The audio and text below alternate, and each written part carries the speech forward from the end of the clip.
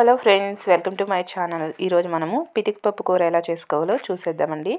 చాలా అంటే చాలా టేస్టీగా ఈజీగా కూడా ప్రిపేర్ చేసుకోవచ్చు. దానికోసం నేను 1 కిలో అనపకాయలు తీసుకొని ఈ విధంగా పితికి పప్పు అంతా కూడా రెడీ చేసి పక్కన పెట్టుకున్నాను.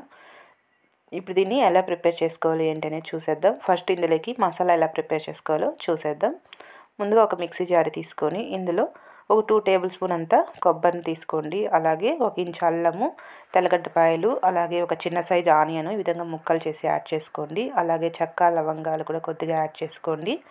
అలాగే కొత్తిమీర కూడా కొద్దిగా యాడ్ చేసుకొని ఇందులో ధనియా పౌడర్ 1.5 టేబుల్ స్పూన్ వరకు యాడ్ చేసుకోవాలి. అలాగే రెడ్ చిల్లీ పౌడర్ ఒక 2 టేబుల్ స్పూన్ వరకు యాడ్ చేసుకోండి.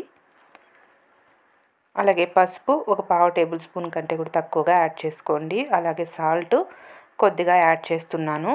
యాడ్ చేసి ఇదంతా కూడా మెత్తటి పేస్ట్ లాగా మిక్సీకి పట్టేసుకుందాం. ఈ విధంగా మిక్సీకి పట్టేసుకొని ఇప్పుడు ప్రిపరేషన్ చూసేద్దాం. ఒక గిన్నె తీసుకొని ఇందులోకి మనం ముందుగా పితికిపప్పు మొత్తాన్ని కూడా ఇందులో యాడ్ చేసేసుకోవాలి.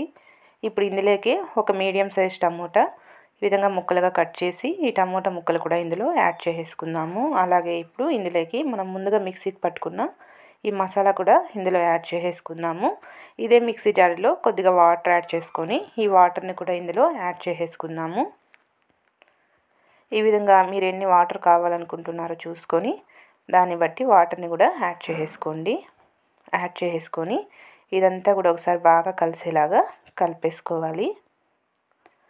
ఈ విధంగా కలిపేసుకొని ఇప్పుడు స్టవ్ మీద పెట్టేసుకొని బాగా ఉడికించుకుందాము. ఇప్పుడు స్టవ్ మీద పెట్టేసుకొని ఇందులో కొద్దిగా ఉప్పుని యాడ్ చేస్తున్నానండి. ఉప్పు మరి కాస్త వాటర్ని కూడా యాడ్ చేస్తున్నాను. ఎందుకంటే మనకి పప్పు అంతా ఉడకాలి కదా, దానికోసమని ఈ విధంగా ఉప్పు వాటర్ యాడ్ చేసి ఒకసారి కలిపేసుకొని మూత పెట్టేసి ఉడికించుకుందాం. ఈ విధంగా మధ్యలో ఒకసారి ఓపెన్ చేసి మధ్య మధ్యలో తిప్పుకుంటూ బాగా కుక్ అయ్యేంత వరకు కుక్ చేసేసుకుందాము.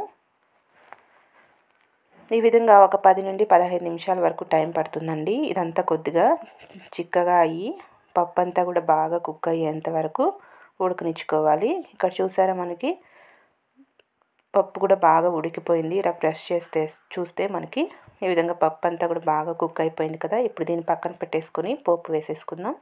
స్టవ్ మీద ఒక ప్యాన్ పెట్టుకొని ఇందులో 1.5 టేబుల్ స్పూన్ వరకు ఆయిల్ని యాడ్ చేసుకోండి. ఆయిల్ హీట్ ఎక్కిన తర్వాత ఆవాలు ఒక 1/2 టేబుల్ స్పూన్, అలాగే ఒక మీడియం సైజ్ ఆనియన్, కరివేపాకు రెమ్మలు కూడా యాడ్ చేసి ఇదంతా కూడా బాగా ఫ్రై అయ్యేలాగా ఫ్రై చేసేసుకుందాము. ఇదంతా కూడా లైట్ గోల్డెన్ బ్రౌన్ కలర్ వచ్చేంత వరకు బాగా ఫ్రై చేసుకోవాలి.